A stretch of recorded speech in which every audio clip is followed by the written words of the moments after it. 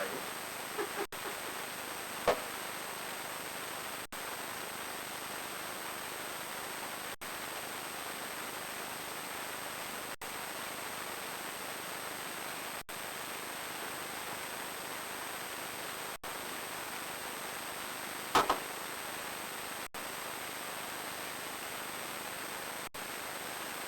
There we go.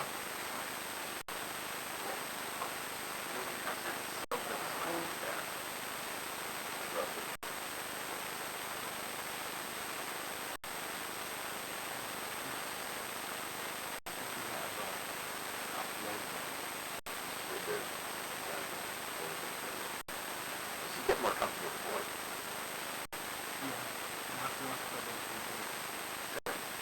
That's great.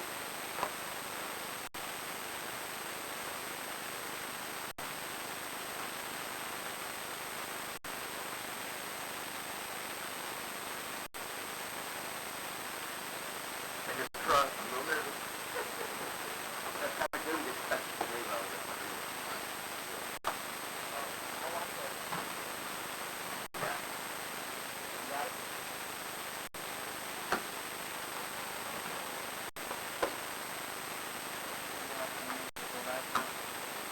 Have her go live at 10:59, but look at live look.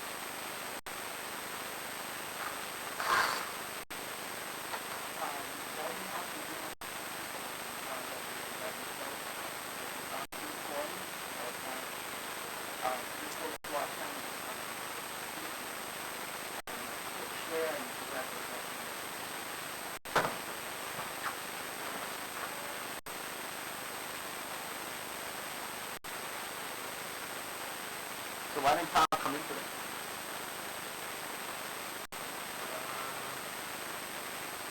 You know, he wants to feel good about it. Stop. It's enough to do over time.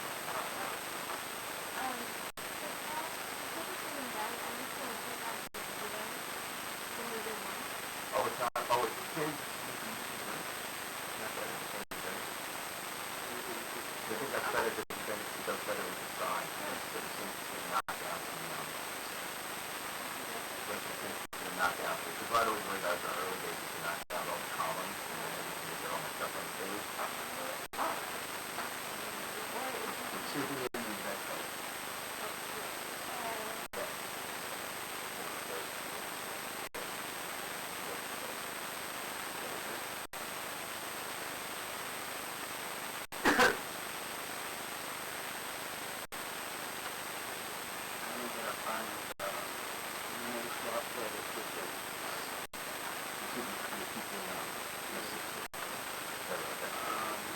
We need to do oh, yeah. Oh, kitchen and call. I'm here this weekend because so we do is to make sure it's the right code. I pick out in bed from the body. So, let me get to the phone call. So I had to get in this week. And it kept knocking me off. And what? The remote software, I had to get in on Saturday, and it just kept knocking me off, so I had to buy it. I'm sorry. I think we just the lowest, we did not, we just went through like 5 things. I took the rest of the day. I just sent it to you. Oh, okay. We'll go back to it.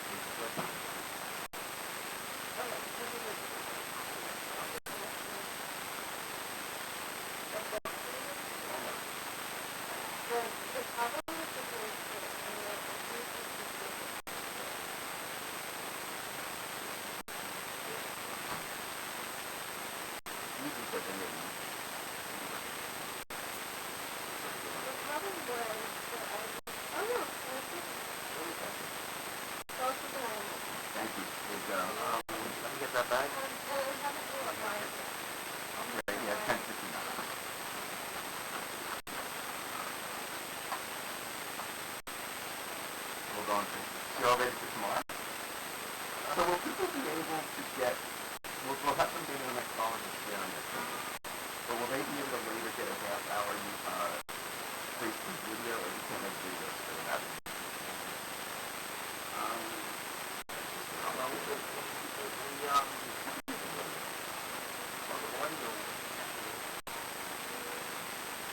She gave her download the whole thing.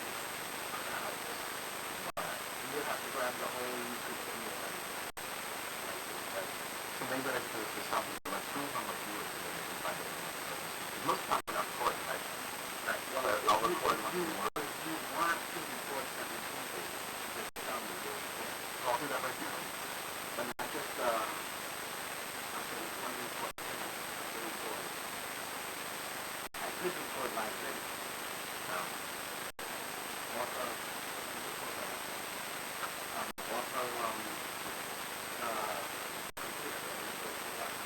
You know what I might do is I might just make them. I can just do myself.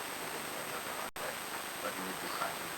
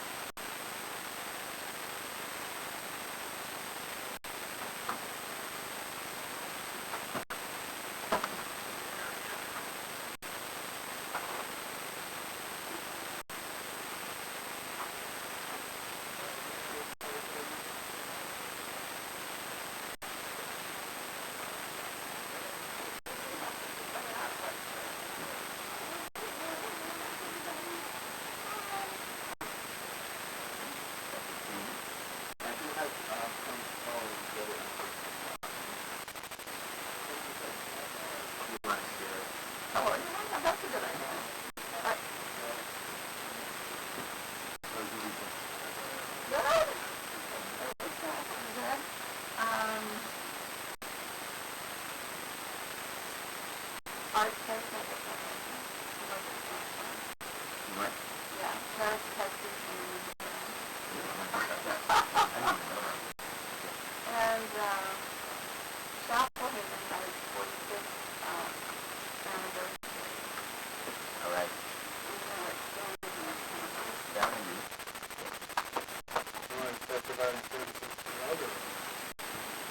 What's that? You're a regular part of a synagogue every day that services people chapel visits on you know, some are more functional than others. So it's a good way to take a seat. About that popular Coming out of the camera. is that they don't qualify for CBS services. They don't have like yeah, and that we've dedicated this day to support all the other programs that we do that they're not like food and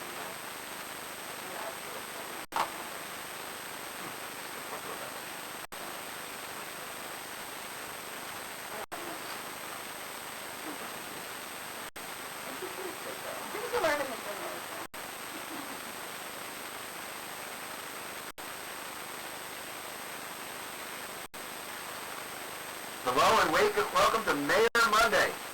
I'm Paul Bass, inviting you to look behind the headlines on the stories that make New Haven tick. And good morning to New Haven Mayor Tony Hart. Mayor Hart is here in the studio for her regular Mayor Monday check-up on what's she and we are up to. So join the conversation, folks. Give us a call at 203-872-7-ELM, 203-872-7356. Listen, today's program is in possible in part support from First and Moses from Devonton Street, from Gateway Community College, downtown New Haven. Thanks, President. And welcome, Madam President. How are you? Good. You know, to be in the presence of the first female president feels somewhat of a historic moment. Now, people think I'm joking. I'm not joking. We do have in the studio today the first female elected president. Now, United States, so it's not just counting that. But it is a national presidency. Last Friday, if I have to say right, at the Marriott Marquis Hotel in Washington, D.C., mayors from across the country elected Tony Harp, the president of the African American Mayors Association. And you are the first female that's ever elected after all this time. It's fun. It's fun. They have like campaign songs. Remember, Hillary was going to have the glass ceiling come down, all these big pieces of glass float down, and they're already established in it. Oh, come on. You gotta make this glass. Come on. Did you have to do that? You spray in? Oh, yeah? You usually hand on a Bible? Now, how did you get elected? I know that you said only basic, you were number 2, and often number 2 you didn't want to become number 1. Did they go in a room? I was over. Oh, you skipped over? No, well, I was number 1. So I was the second vice president when I was the first vice president. And the way that their bylaws were, second vice president,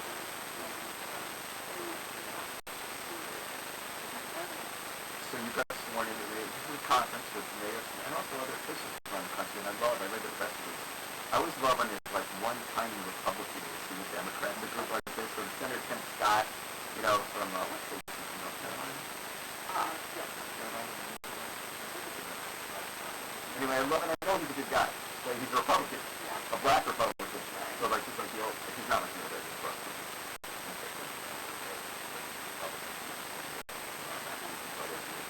But I love that Tim Scott was his second, so somehow by fun. But anyway, so you raised your hand, and was it a big crowd or something like that?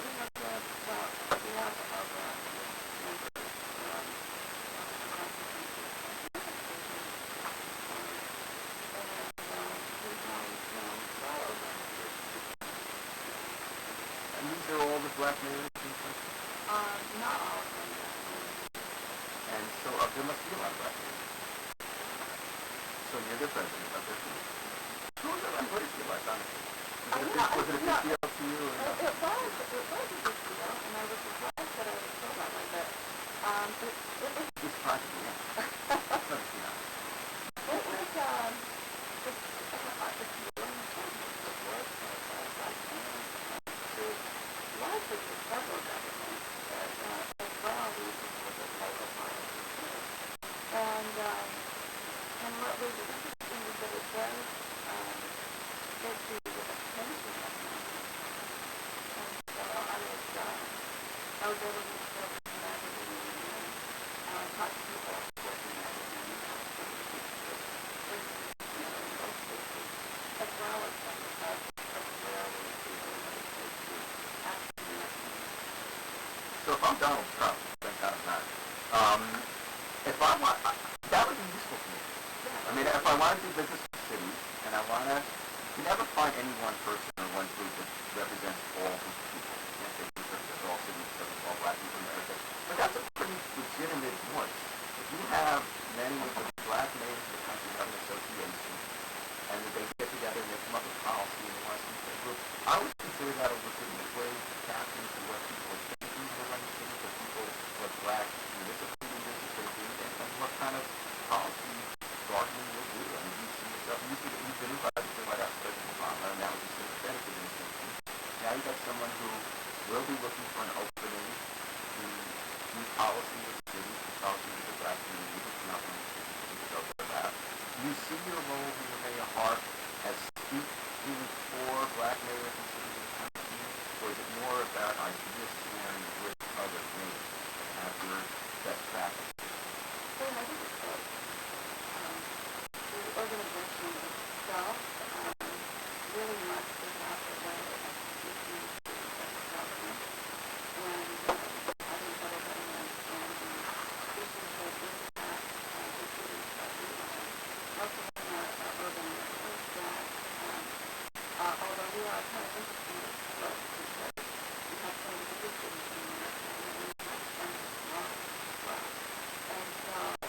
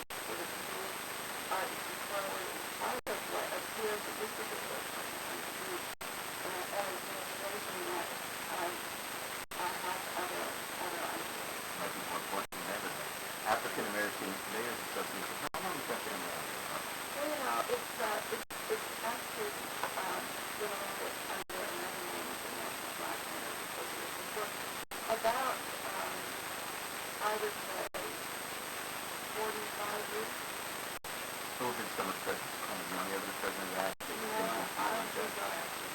But here's what I want to know, 45 years. Yeah. You know, maybe for 45 years. Well, it's been like that for Although our country's never had president. Do you feel, is there anything specific to the black community? Obviously the whole country, America, is not selected a woman president. Is there anything specifically about the role of black women in politics that you feel is validated or challenged by the role of women?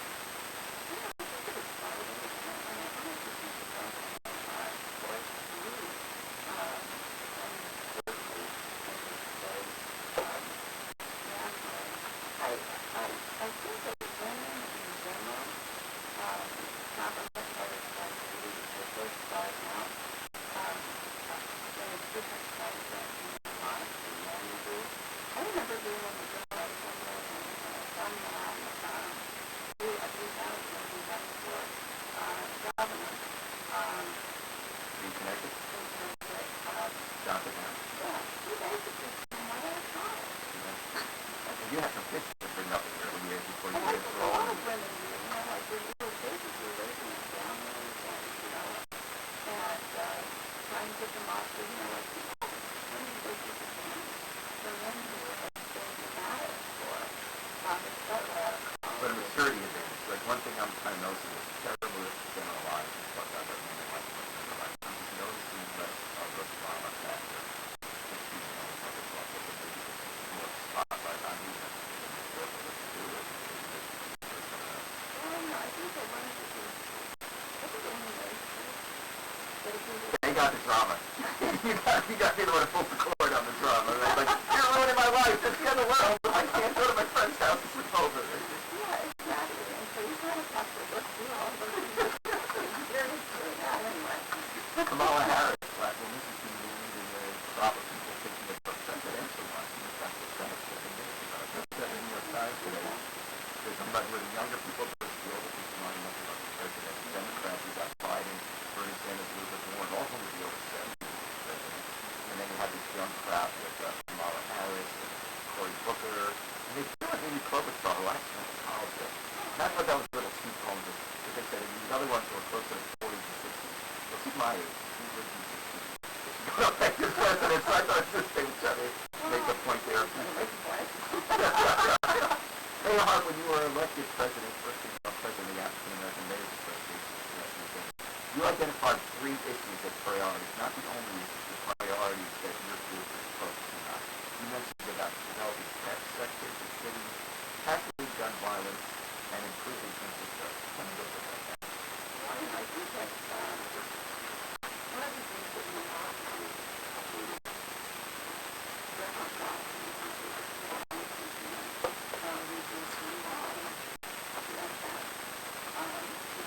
And SDOC, we're talking about standardized tests. Still sounds like butter stuff. Sorry. I think that's what it's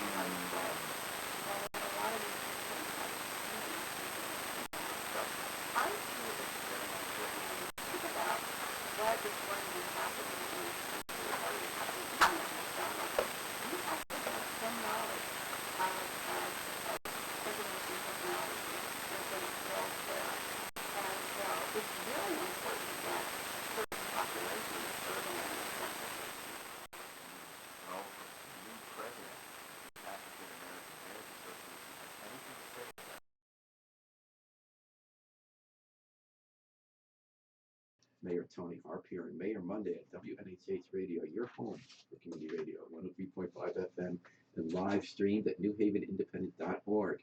Well, next time you go down to Washington for an African American Mayors Association conference, well, maybe not next time. Do you think that you will be outfitting yourself at LL Bean? Because I heard there's a new store. Well, I want to get some of those bean boots.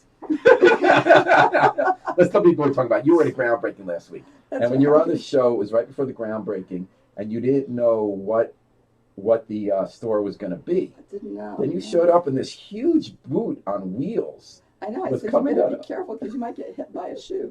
That thing was really funny. This huge boot on wheels was going down Elm Street. And did you know right away, or what did you think?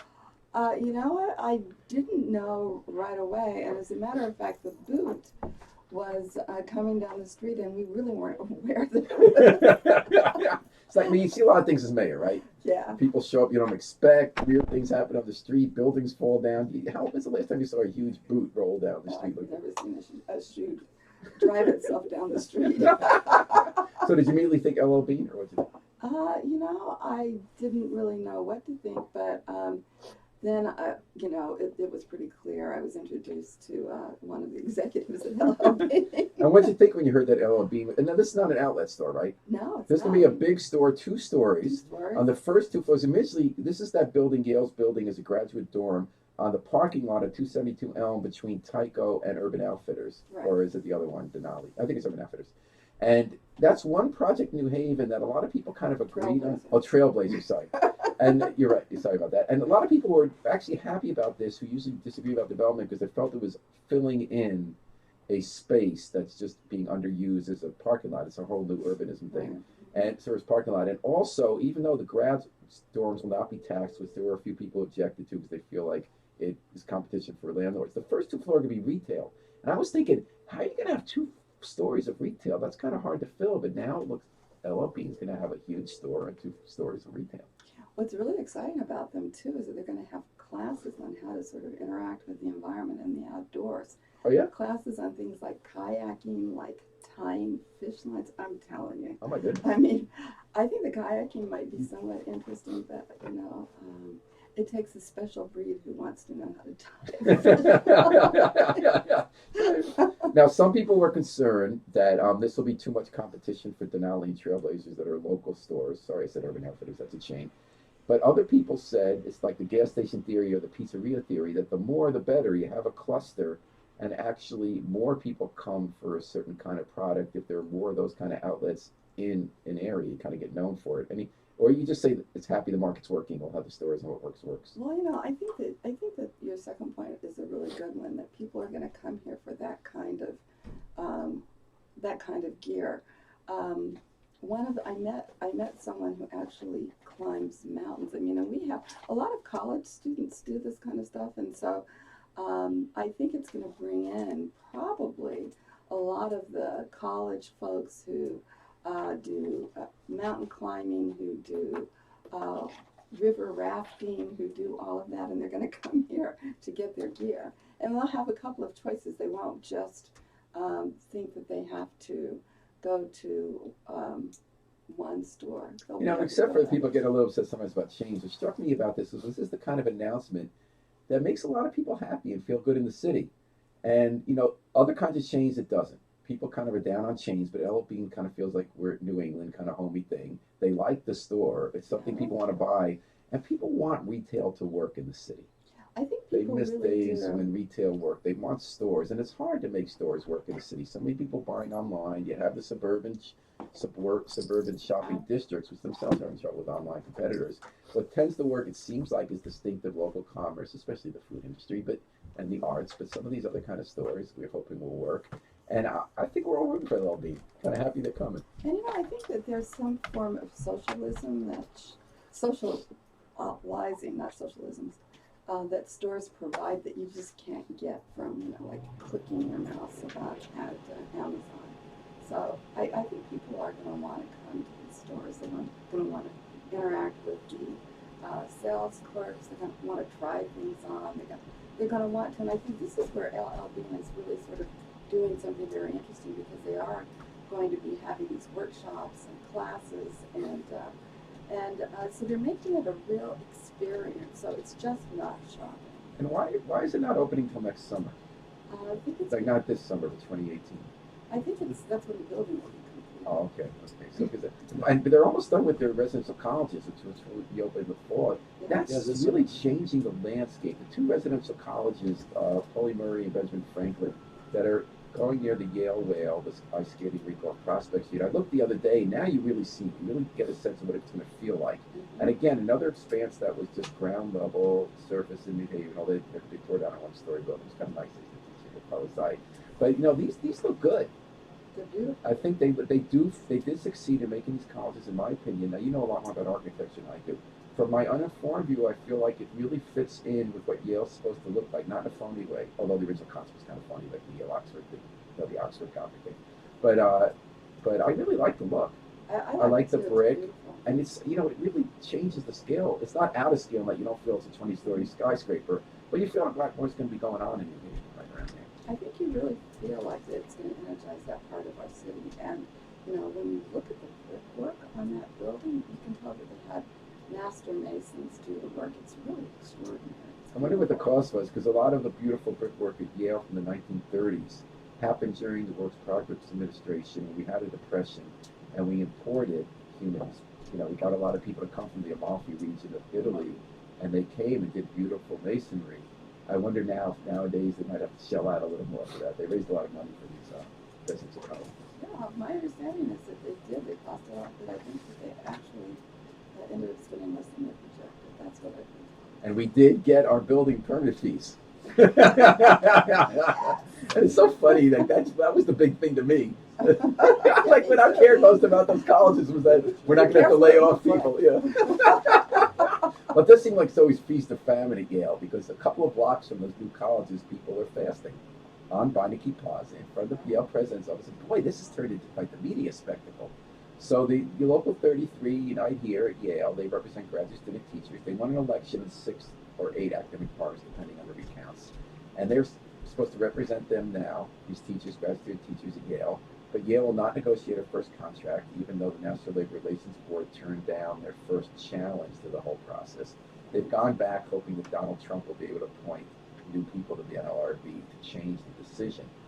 So the Yale Union graduate student teachers, who don't always get a lot of public sympathy, people don't look at them and feel sorry for them, sort of like the way they do for factory workers or somebody who has a different kind of job. But other people say, well, they're workers like everybody else that do jobs. They have union rights. The NLRB is recognized. But they weren't getting far in getting Yale to try to come to the table. And a massive strike probably wouldn't work. Because when Local 34 formed at Yale, which is office clerical workers, they had to go on strike after they won their first election. For a whole year, Yale would negotiate them. I'm not telling you anything you don't know. You were here. And then they did this strike that they got Local 35, Custodial workers go out, that shut down the university in order to get Yale to come to the table. I'm guessing, you tell me from law, Local 33 doesn't feel they could pull that off. Those workers, the other workers at Yale just got a first contract. But they have a lot of political support.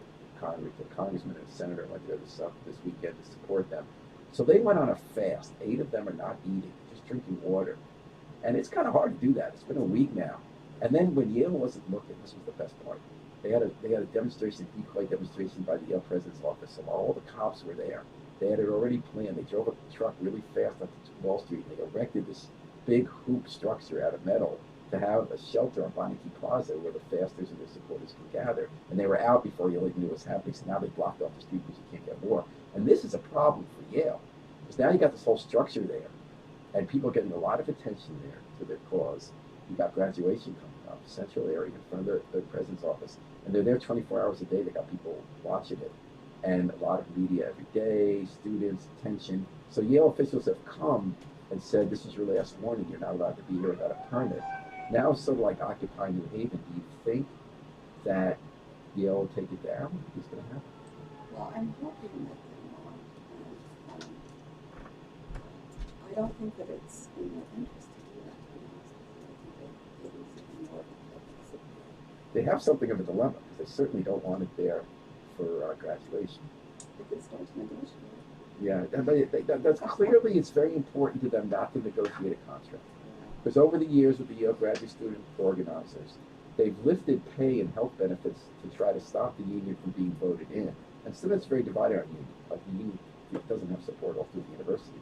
So they've kind of already won wages and health benefits, and now they're talking about working conditions and union rights. So it's obviously worth a lot of money to Yale not to have a union. So now they have to figure out what are they going to do if these people get sick fasting, their own graduate students. And now they have this, I think what's even more damaging than PR-wise is this hut there that's there. So when you, in their position, you would negotiate. What if you were in their position and felt you weren't going to negotiate? What would you do as the chief executive? I still think the university should meet and to come up with a series of meetings to see if there's any common ground that can be reached. Why do you think a liberal university takes such a hard line on this? Well, I think they sort of, I honestly don't know. I think that I'm thinking that their trustees basically feel like their policy is that these are not workers in order Yeah. to think of workers as their students. And these aren't old blue blood Republican CEO trustees. They have people like Maya Lin on that board. They've had Eleanor, someone like that was on the board once, or someone from the EOC. And they just get real liberal. Deborah, who was a pay equity person during the Local 34 strike, and she still held Deborah Rhodey, held the line against unions. I wonder what happens when you get on these corporate boards, you know, and you started seeing it like your club and your institution, and values that you advocate everywhere else in society, you change your mind on in terms of the institution's own interest. Yeah, I don't understand what their fear is, to be honest with you. I haven't had that kind of conversation with them to see what, I mean, there are other universities that have unionized graduate students, and so I just don't understand It's what such a line to they stand with worry them. about. They even gave a really good contract to their large workforces, blue and pink collar, this couple months ago. Yeah. So they're willing to pay the money. They don't want to have labor strife. So I'm trying to figure this one out. I don't know either. When you figure it out, let me know. Okay. Well, I'm going to figure it out as you listen to Mayor Monday, also Madam President Monday on WNHH Radio, 103.5 FM. Okay, now it's feeling like teasing. I'll stop. 103.5 FM and live stream at NewHavenIndependent.org. We're here with Mayor Monday, and it's not intended as a tease, actually. You are the new president, first female president of the African American Mayors Association, which I'm proud of that. New Haven's represented. And the really good thing is that I believe that sometime in the fall we're going to have a leadership conference here in New Haven and bring a lot of those mayors here. Oh, the association's coming to the fall to here. Yeah. Where are you going to have it? We've got to figure all that out. I heard there's this really neat hoop structure that might be up on Beinecke Plaza. Well, something else that happened last week was you went to Art Spaces. What was it? Anniversary party. And that's the great local artist nonprofit that does cutting edge exhibits down at Orange and Crown Streets, but also all over town. They have the what's it called every October? The open studios for 3 weeks. What was going on this weekend? Well, they were having their annual fundraiser and gala to celebrate them and their supporters. They gave an award to David Goldman. Oh, he's one of their backers, real estate guy. Yeah, and a principal of a magnet school in Hartford. Right, he used to be down here as assistant principal. He did a second career. He had a family real estate business in New Haven, then became assistant principal at the Hill House. Then got moved away. Yeah. Yeah, so he received an award, and then they were also just raising money for for art space. You know, it's really tough in this day and age, especially probably with Washington National Endowment for the Arts. Right, they want to write out the money. Who knows whether it needs to be funded, you know, and even funding at the state level is in question of some sort, given the fact that the Appropriations Committee did not send out a budget. And we're going to talk about it a little later. It's the Great Give tomorrow, 36 hours. Almost 470 nonprofits in New Haven get together and try to raise money through the Community Foundation. It's a fun kind of race, who's going to win, but very friendly, and they ask all their supporters to give money over those 36 hours to their groups. This happens every year in New Haven and many cities, and given what you were just talking about, the threat, the NEA cuts National Endowment for the Arts, but also social service agencies with state budget cuts, the bigger challenges in the face of the Trump era, this is going to take on special resonance this year. And what we're doing for the second straight year is a 36-hour radiothon and videothon here in this office. We're going to have close to 50 groups are coming into this studio, one by one, We tell them, if you're willing to come in and sing a song or recite a poem on the air, and this was fun last year, then you get to tell us why you're a great group and try to raise money on the air. We're doing that from 8 a.m. to 8 p.m. for 2 straight days. And then overnight, we have the pajama party with Babs Rawls-Ivy, Brian Slattery, and Lucy Gelman, where we're going to raise money for just WNHH, since we need to go to prime hours to bring in the other groups. We're going to have local musicians playing. We're giving away prizes such as Alan Appel and Lucy Gelman. Alan Appel's going to read horrible fiction writing, and Lucy's going to read from 50 Shades of Grey, and they will stop when someone comes in, calls up to donate money. And we're going to give away Long Wharf Theater tickets and bike co-ops. So I think that in these tough, challenging times for nonprofits, we're coming together as a community to say we care about all of us doing this work, and we're going to raise money together. I think it'll be a boon. Babs Rawls-Ivy this morning had the greatest observation about us as a nonprofit city. It's a little raunchy. She said, you know, a lot of cities, what they have is a whorehouse or a liquor store on every block. We have a nonprofit on every block to fix your ailments. And I think I like that better. Yeah, I think that's good. So I love And, that. and I think that's really one of the real problems that we have as Connecticut, because we do care about people. We want to make sure that there are not-for-profit agencies out there that are helping people. We want to make sure that we have a strong arts and cultural opportunities for everybody. And we do that here in New Haven, absolutely, but we do it across the state. We invest in that. And, you know, what is so demoralizing to me is the fact that, you know, we don't seem to be able to raise the money for what it is that we'd like to do on behalf of the people. Well, we're going to raise it this week, 36 hours, starting Tuesday morning at 8. You know what inspires me last year when all those folks came in is just how many people do great work in New Haven. No, it's amazing. They believe in what they're doing, and they help a lot of people every day. And, you know, we're a real community. And we also, from our community, have Bob on the air with a question for Mayor Harp. How you doing, Bob? Good. You got a question for Mayor Hart?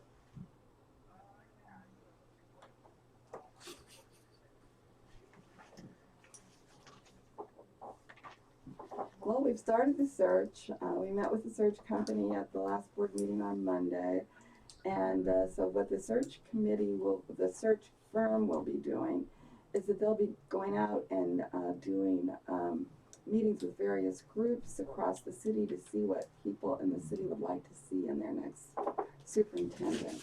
Can we talk a little bit honestly about this for a minute? We always speak honestly, but wait, Bob, before you go on the, yeah.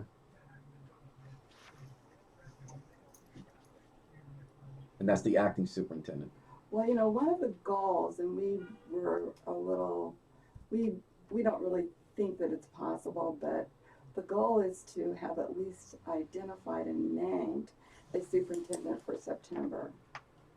The concern that the firm had was that we may have gotten a name and an agreement, but that if they're working in another school district, they may have to spend, they may have to give notice, and so that would mean that they may not be able to start exactly in September. Now, is Reggie Mayer willing to stay on through September? Yes. Now, here's what I wanted to be honest about. Of course, we're always honest, but double, triple honest. There was all this energy put into kicking Garth Harries out of job as superintendent. Members of this Board of Education thought it was so important that we get rid of the superintendent that we focused meetings and hours upon hours, weeks upon weeks, had all this time spent on that. They thought it was so important we get a different superintendent. That was last fall. It has taken all this time to have a first meeting with a search committee. The whole school year went by before we even talked to a search committee to start that process going. If it was so important to get rid of him, why was it not so important to the Board of Ed that you get somebody else in his place? You know, honestly, I think that there have been, as you know, perfectly honest, power struggles on the Board of Education, and I'm sure that that there are those who believe that while I was the president of the Board of Education, that they were not really willing to move forward with my vision of how the process should. So was the concern operationalize. Politics or the quality education for kids? You know, honestly, I'll be honest with you. You know, I think that most members of the Board of Education want quality education for our kids. I'm not really certain that we have the politics to get us there. So I think there might be two different questions. What's that going to mean for this year? Is there going to be contested races for the Board of Ed? I don't think so. I haven't heard of any. So, okay. And so, Bob, do you have other questions for Mayor Hart?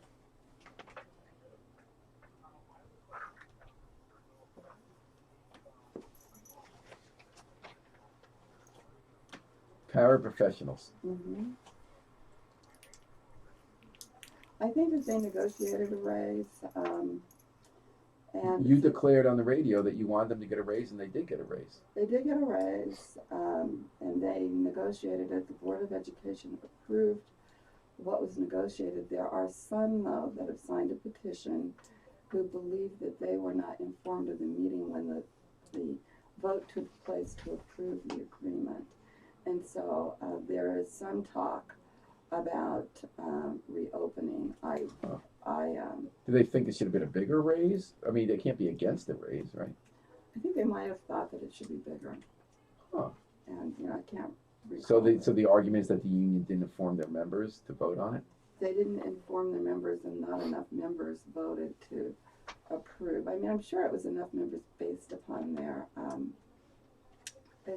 bylaws, but almost as many as voted on it, maybe a few more, are asking that it be reopened. Oh, very interesting. One more thing with the superintendent. So last week, finally, after an entire school year goes by, the Board of Ed met with the search firm for a new superintendent. By that point, Bridgeport and Hartford, which also lost school superintendents, if my understanding is correct, had already put out ads for new superintendents. Does that mean they're going to get the pick of the crop before we do, since their ads went out first? I think that what is really important about the process is hearing from the people of New Haven about what it is they want in a superintendent. And I'm sure that they heard from Hartford and Bridgeport what they wanted. It may be different. So we might not want the exact same kind of superintendent. Exactly. Are we going to look inside? You would guess we'll go outside or inside? So it's open to anyone who wants to apply. Okay, and Bob, did you have another question? Oh, okay, Yeah, they found they somebody. hired somebody already.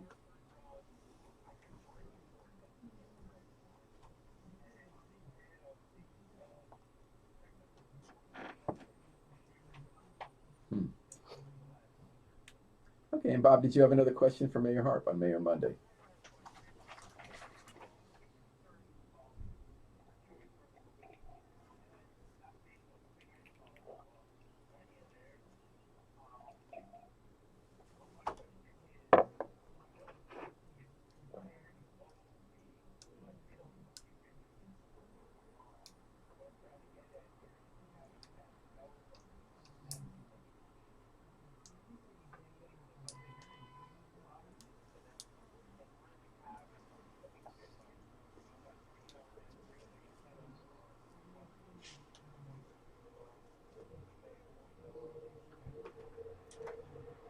Well, Thank you, Bob.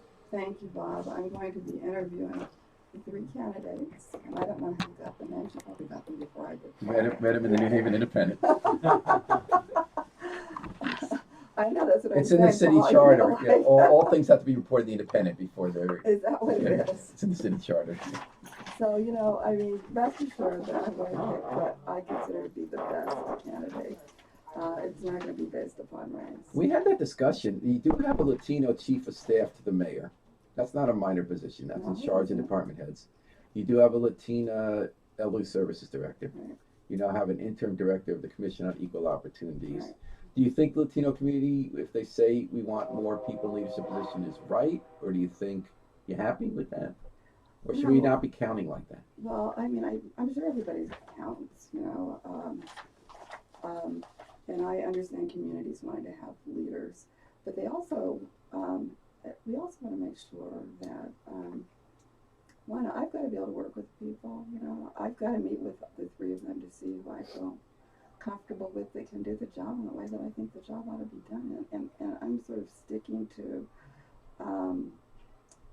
that as my measure. Mayoral chief of staff, if he or she does the job right, you never hear from him. Right? Mhm. That's supposed to be a job where you're really just making things happen for the mayor and not putting yourself out front. That was true for John DeStefano's chief of staff. That was true for your chief of staff. Just for the record, that is somebody who's Latino. Sure. And just for the record, you listen to WNHH's Mayor Monday at 103.5 FM, live streamed at newhavenindependent.org. Thanks, Bob, for the call. Mayor Hart, speaking of Bridgeport Mayor Hart, I'm going to ask you a leading question that'll get you in trouble. Ready? Mhm. Okay. Do you think if somebody goes to jail for corruption, and then doesn't apologize, and then gets reelected as mayor. Do you think that in less than a year after that, it's time for that person to run for governor? Well, I think that in Connecticut, after you've served your time, whether you apologize or not, you can run for any office. You're a voter. You're an elector in the state. It's really up to the people to decide. The way I was trying to get you in trouble, since you have to deal with him, a fellow mayor, and you would never trash your fellow mayor anyway. No. Joe Ganim is the mayor of Bridgeport. He's announced he's going to run for governor. It's just less than a year, right, since he become mayor of Bridgeport after having gone to jail for corruption. Is he your pick for governor? I don't even know who. I think somebody said there's 16 people. I think I'd have to look at everybody before I make a decision. That's a good answer. So you don't have a favorite? I don't. I was thinking if I were a politician, thank God I'll never be, for the public's sake. I would love to have Secretary of State job, because this is such an interesting time. Like, government can be very frustrating. You have a lot of impossible choices. You could accomplish a lot. I think you could. And a lot of your budget is hamstrung. You really have to make the most painful cuts to balance the budget, because that's where you have the most discretion, right? Right. Secretary of State's an interesting time right now, because one of the few bipartisan consensuses in our country is to raise people's knowledge of how to be digital citizens and just civic actors, and to use the web for good rather than bad. So it's Sandra Day O'Connor, retired Republican Supreme Court Justice, who's done all this software to do video games that teach you American history and how the system works, and politics and civics. And I know Denise Merrill, the Secretary of State's been involved in doing civic literacy projects where you go into the schools to teach people how to find good information on the web, how to find out about your local government, how it works, how to find other people raising issues, how to find out information about your own community and then take action on it. I think it'd be a very exciting time to be a Secretary of State. I think that it really is, and I think that one of the things that we've learned is that, at least I think people still, my observation is that particularly nationally, maybe not so much in this state, but that people really need to be informed. They really need to understand the meaning and the value of their vote. And then there were also very interesting and productive debates going on about how to increase voter participation through technology in ways that also preserve our ideals about what citizenship means. So there are really good decisions coming up about, like Connecticut, we fought obviously not to have the kind of disenfranchisement of minority voters that takes place in other parts of the country, but also what kind of election day registration or online voting, what forms of voting that have been experimented with elsewhere will come to our state to try to have more people participating. I think that's really important, and it's scary for some people who have benefited from people really not voting. And is our Secretary of State running again? For some reason I heard she wasn't, but I haven't heard it actually. so that might be an open place on a ticket. Well, that might be in there. I was talking about you. I was just saying that might be an open place on a ticket. I don't know. You go. How are you thinking of I don't know. It's the thing in the room. I don't know. But anyway, we got a question from Tom on Facebook Live. Thank you, Tom. Mayor Harp, this week marks the 25th anniversary of the acquittal of the 4 officers who beat Rodney King and the subsequent LA riots. Just curious to hear Mayor Harp's take on that 25 years later. Can't we all just get along? Well, I think that one of the things that is still a reality that our police officers are given an awesome amount of power. You've got to make sure that you have people who you give that power to who are mature, reasonable, and handle it well, or else you can have the kind of problems that we have seen 25 years ago, that we've seen recently across the United States. And it's not an easy job to do, but it's something that we really absolutely have to do if we're going to be arming people, giving them the kind of rights that we give them in our country. We've got to make sure that we can have people that can handle that power. Mm-hmm. And another, it was fun for me as a reporter in the past week. I love zoning stories, because there's such a great opportunity to debate what kind of city you can have on it. It's separated from the kind of politics of personality.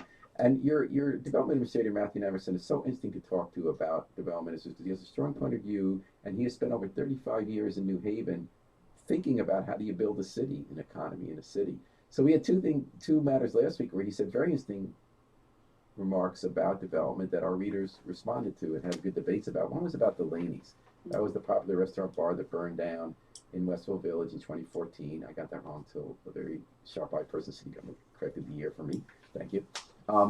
And everyone's going to be rebuilt there, but it's tough for the market and zoning because it was grandfathered in as sort of a mixed use, first floor restaurant, 2 stories of apartments above, which is the Jane Jacobs ideal that everybody loves now, which I do too. And so a guy, an Israeli investor named Israeli Or, has bought the property, and he wants to build 3 restaurants there. He's going to buy some adjoining property too, right at the heart of Westfield Village, where at crossroads of Fountain and Whaley. And he wants to put the Laney's back with the guy who ran the restaurant before. And he wants to have apartments up top. And what Matthew Nemerson said is to make a project like that work right now, the economics won't work in the market because over 100 years or more, value was built in that building that sort of makes it a draw, location and the Laney's business that was there. So he'd like to see some kind of public subsidy go in to help make the economics work. Because he says there's only so much you could charge a restaurant rent. And it's going to cost enough money, a couple million, to build that site that you wouldn't be able to charge enough rent to get a loan to build it. So he'd like to see, maybe through state housing funds, some kind of subsidy for that. And that had a really good debate about on our New Haven Independent website. Because Matthew's point was that, I said, is that picking winners and losers? That's the phrase of when government enters a market and helps one business over another. He said it's really more relevant to when you're talking about the solar industry or kinds of technology you think that haven't matured yet. So if you're investing early with government, you're hoping it's going to bear fruit later on and create jobs. Whereas he says everything you do in government, from a zoning decision to other kinds of permissions you give, is a form of being involved in the market that's okay. He says it's called placemaking. And that placemaking deserves public investment. Otherwise, you just turn into the Post Road because that whole neighborhood does not want to see what can go there as of right with zoning, which is a one-level fast food drive-in, right, or a chain store. And other people who weighed in said they think that is picking winners and losers, and why should that business get public subsidy? That if you want businesses to survive at a place, they really have to be supportable in the market. There's another restaurant that will find financing a block away that's being built. What do you think about that? Well, I certainly was on vacation when he made that observation, and so I haven't had an opportunity to discuss it with him. But I've got to say that, especially for restaurant businesses in New Haven, that if we don't have a program that supports restaurants, that it's kind of a tough sell. Now, if it were subsidizing the overall building and the housing in the building, I could see that we do that all the time. Right, so it's like a complex. So it's Yeah. like the building that went up at the crossroads of Munson and Henry, where that's Right. like stores and apartments. And that's what this would be. The idea is that as of right, you could get zoning approval easily, although I think you'll get a zoning variance here since the whole community's for it, but for mixed use zoning there. But a one-level drive-through McDonald's would not need any public subsidy, would not need any zoning relief, and it's not what New Haven wants there. Well, I understand that point. I think that it all depends upon how it's marketed. I think that it was unfortunate the way that it read in the story. Oh, really? I thought it was a legitimate argument. Well, I think that the argument could be a legitimate argument. And maybe I read it too fast, but it made it seem like the restaurant was being subsidized. Oh, I see what you're saying. And he did meet with the restaurant owner.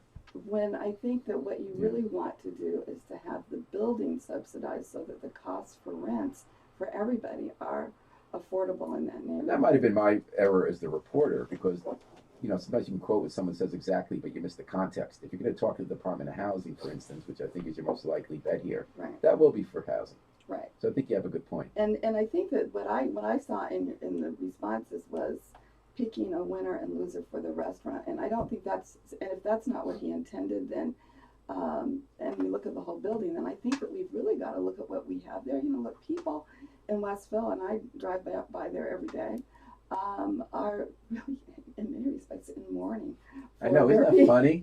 Yeah. Like, I'm not in mourning for that place. It was a nice place, but But there are some people that are and really feel like it was key to the development of the rest of that it is. amity. It and is. So I think it's all in how it's And as you described. pointed out about housing, mixed use is a value to us. Yes. So they commissioned a study with some Yale law professors for that neighborhood, which says we got to upgrade the zoning for the whole district, so we don't need to just ask permission in each case, which I think everyone's kind of on board on. But so that you can have housing on top of stores and Absolutely. have a walkable neighborhood where people live. Yeah, I actually thought he sounded very good in the article. I thought that it was I think very it's because you understood what he was saying. yeah, shorthand sometimes when the reporters and the people you're interviewing and then people go off the rails, right? Yeah, And I do think there's yeah. two sides to the argument. I mean, there's a libertarian argument about government, just let the market dictate everything because that's what's more sustainable over time. And then the counter argument, which Matthew made, is that the market is interfered with every day in every decision government makes. So it's kind of artificial to say that there's a purely free market in the way development occurs. Well, I think that he's right about that, but he's even more right about the fact that the people who live in Westville would not want to have another McDonald's or drive-through or even Chick-fil-A. You know? Not even Chick-fil-A. Not even that. Boy, that's not an even in my book. Today's a day without immigrants. People are being asked to keep their kids home from school, immigrants, or businesses shut down or not have people go to work as long as you're not going to get fired. They don't want to get in trouble as long as it's not a major touchdown not allowed to be made up in school. They want to show what a community would look like if Donald Trump succeeds in ridding us of so many immigrants. Any thoughts on that? No, I think it's a good exercise because oftentimes people say things about certain things and believe things until they see the impact. That's basically what happened with Obamacare or the Affordable Care Act. And I heard there's a new president of the African American Mayors Association who might agree with the impetus behind a day without immigrants in all our cities. Yes, day of absence. Day of absence, okay. And thank you for being present today on Mayor Monday on WNHH Radio, your home for community radio. We're going to take it out. Oh, thanks also to Bertram Moses and Devlin PC and Gateway Community College for providing financial support for today's program. And folks, come back tomorrow for the great give, 36 hours of fun and a little silliness and some serious talk as well for a good cause. We're going to take it out with the Afro-Semitic Experience performing I Wish I Knew How It Would Feel to Be Free from the group CD A Plea for Peace. This is Paul Bass reminding us all that we do know what it feels like to be free. We just have to book our flight. Book your flight and fly free with us all day and all night long here at WNHH, New Haven's home for community radio.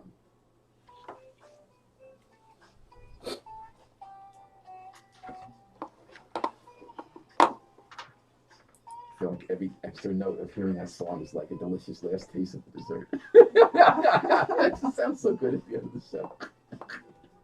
Well, that was good. I'm excited about your new gig. Yeah, it should be fun. Yeah, yeah, interesting. That's a wonderful position to have. So I'll let you know how it goes. And that's cool. You're bringing him here. That's going to be it. I cracked up when I saw the Tim